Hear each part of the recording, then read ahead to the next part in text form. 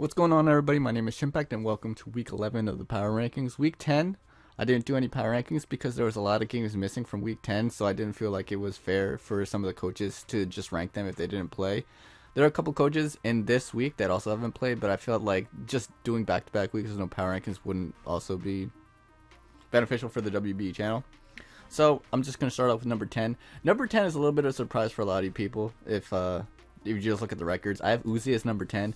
Uzi might have a negative record, but if everyone started over when Uzi joined the league, the only 3 coaches that would have a better record than him would be undefeated coaches who happen to be in the top 3 of the power rankings. His play has been excellent outside of his one loss. This week, he used the metronome Kyurem set to deal with Joder's defensive core really well. It pushed a lot of damage, which eventually led to Aerodactyl being able to clean up later in the game. And he utilized his pivots really well, especially his Uxie, to set up opportunities for the Kyurem to be in threatening positions. So Uzi definitely has a good understanding of how to play, and he's definitely uses sets to put himself in positions to not have a bad matchup. So he played against a defensive team, and Kyurem can deal well with defensive teams, and Aerodactyl doesn't really do that well against defensive teams. But in this particular matchup, Aerodactyl had very good coverage. He just needed a lot of the Pokemon on his team weaken, and which is what Kyurem did for him, and he acknowledged that and had a very solid win. Number 9, I have Vivid. Vivid got a solid win over Wolf this week. I really like the taunt boost that he had. He whittled Wolf's teams down with his Poliwrath, spreading burns with Scald, and occasionally trading Pokemon. Poliwrath was really, really good, and it's definitely working out really, really well for him after he picked it up in the middle of the season. The Aggron for Tornadus trade was huge for him as he eliminated Tornadus, which was immune to the Sticky Web, which he set up with the Galvantula, and it was huge for Vivid in being able to win the overall game because slowing down some of Wolf's team members was very important. But every time Tornadus came in, if it did kill the Aggron, it pretty much got a KO every time it came in. And unless the Aggron was able to tank it and knock it out, which it was. He put Wolf in a checkmate position with the combination of Taunt and Sticky Web. Wolf didn't really have a way for the X-Drill to really do anything with the Sticky Web up, and it's not to say that he wasn't lucky in this game, because between the Scald Burns and the endgame Air Slash flinches, he was pretty fortunate to come out and win this game. And number 8, I have Leo. I think Leo's missing one of his games, but I was able to catch his game against Cybertron this week. He played the Komodo beautifully this game. I really like the Z Dragon Dance uses that he has in his Komodo in the past few weeks. He plays mind games with his opponents to figure out if it's special or physical, and that's really, really smart. Every time Komodo was brought in this game, it put Aaron in an awkward position. Even when it's facing a bad matchup, like against Aaron's Mamoswine, it was such a big threat that it forced Aaron to go for Ice Shard and not Stealth Rock, which would have helped out Aaron so much if he got up to Stealth Rock instead of the Ice Shard. And the Ice Shard pretty much did no damage to his switch in, and it got him huge momentum. The thing is, about Leo in this game, he got pretty lucky when the Guzzler missed a huge Draco meter, because like I said, the Komodo is very, very important to his team, and it just being able to live the Draco meteor because it missed was huge, as it allowed Aaron to, it pretty much lost Aaron the game right there. It was still up in the air at that point, but I would say Leo was slightly favored if the Komodo did go down, but with that miss, it was pretty much nothing but, Leo definitely sealed the game there. At number 7, I have John. John played Magnitude this week, and I watched both sides, and it was hilarious to see their reactions to the hacks in this game. Steve definitely got the short end of the stick in this match. The burn on the Swampert from Flame Body was extremely unfortunate and would have made the match much closer than it was. The critical hit on the Thunderous from the Salamence just added insult to injury. Now, the thing is, I don't know if those 2 instances of hacks really mattered, because when the Swampert was burned and he Ice Beamed the Decidueye, John prepped extremely well and had the Yachi Berry to bait in the Swampert, and it knocked it out. But it was really funny seeing the Decidueye get frozen and falling out on the same turn. And I'm not sure if the Thunderous was going to be able to live the Dragon Claw anyway, because it took a good chunk of damage from the Spirit Shackle. At number 6, I have Kelly. Kelly played this game really well. He had an opportunity to really go for game with his Raichu, but he scouted for a Choice Scarf Electivire first to ensure that he didn't lose his Raichu for nothing. And Bill brought some interesting sets versus Kelly, and I think only the Whimsicott really had success. It was able to paralyze the Mesprit and allowed Bill to get free turns while the Mesprit was fully paralyzed.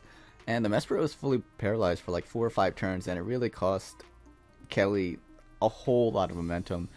If he was paralyzed for even half the amount of turns, I think Kelly wins this game a little bit easier. Now, the Whimsicott was pretty much the only Pokemon that could stop Darmanitan, which was capable of just 2-hit killing everything on his team outside of Primarina. And he really needed to paralyze that mon, but I think he sacked it to a U-turn. And the thing is, like, even though Whimsicott was the only thing that was capable of stopping the Darmanitan, I don't think that Kelly was going to allow it to get stun spored anyway. So even if he didn't sack the Whimsicott, I'm not too sure if it was going to get paralyzed anyway. At number 5, I have Wolf. Now, Wolf took a loss this week, but I think he still played really well. The game pretty much came down to RNG. The Poliwrath got crucial Scald Burns that may not seem that important, but they were. The burn on the Mandibuzz enabled the Aggron to live a Z Focus Blast after it took the burn U-turn. The Aggron pretty much lived on 2 or 3 HP, or whatever amount of HP that it lived at, and if the Mandibuzz wasn't burned, I'm pretty sure that the U-turn damage would have ensured that the Tornadus would have knocked it out with the Z Focus Blast. The burn on the Tornadus made Wolf hesitant to go for Substitute whenever he had the Tornadus out. And in the end game, Wolf kind of messed up. I feel like he got very greedy going for the last roost when he had a chance to knock out the Noivern. The HP of the Mandibuzz didn't matter as long as it could take an Energy Ball from the Galvantula, as that was the only move that could KO Excadrill. Wolf proceeded to get flinched and lost his Mandibuzz, which lost the game. However, Vivid played an extremely well-played game as well, and I don't want to discredit him. At number 4, I have Dan. I love how Dan is using Gastrodon this season. He went up against a Raikou this week, and Otto really couldn't do anything with it because of the combo of Florges and Gastro. Latios is a special attacker that takes on Gastro really well. Because of Dan's speed tiers, Otto decided to bring a choice version, which eased pressure off Gastrodon to deal with it. In addition to Gastrodon, Dan has been using Lycanroc exceptionally. He's brought it only a handful of times. It's second only to Kyurem in terms of his kill leaders, and is able to clean the game for him this week thanks to having Sucker Punch for the Scarf Latios. At number 3, I have Envy. Envy had a really amazing and close game versus Elliott. Envy is almost on Wolf's level in terms of using 50% berries. He's been using them more often this season, and I believe he brought 2 50% berries this week on Drapion and Rotom. Rotom is one of his Pokemon that has been amazing for him this season. It was able to pick off the Scolipede and whittle down the Girder for Victini to come pick it off. And I feel like everything on Envy's team did around the same amount of damage equally. Some Pokemon like Sceptile may not have gotten the KO, but it set up the KO for the next Pokemon to come in and get that KO. And with Pokemon like Scarf Ditto and Priority on Azumarill, Envy didn't need to OHKO his other Pokemon, he just needed them weakened enough to get rid of them. At number 2, I have Gator. Gator did not play this week, but I felt like it would be fair to leave him out of the top 3, especially as it was out of his control. The Worlds weekend threw everyone off with scheduling every game, and you could change Envy and Gator as well, but because they're both X and 1, I decided to just leave the rankings as is. And at number 1, Joey Pokegame, Joey Strongjaw, chomp for the bread. And this week Joey decided, what am I gonna win with? And he decided, alright, I feel like Toxapex hasn't been getting that much love from me, and he just was like, alright, I'm gonna win with Toxapex this week. If you take all of the amount of damage that Toxapex has taken this week, it must have taken over 200%. I don't personally think Toxapex is that amazing in Draft League, but Joey's making it look that way.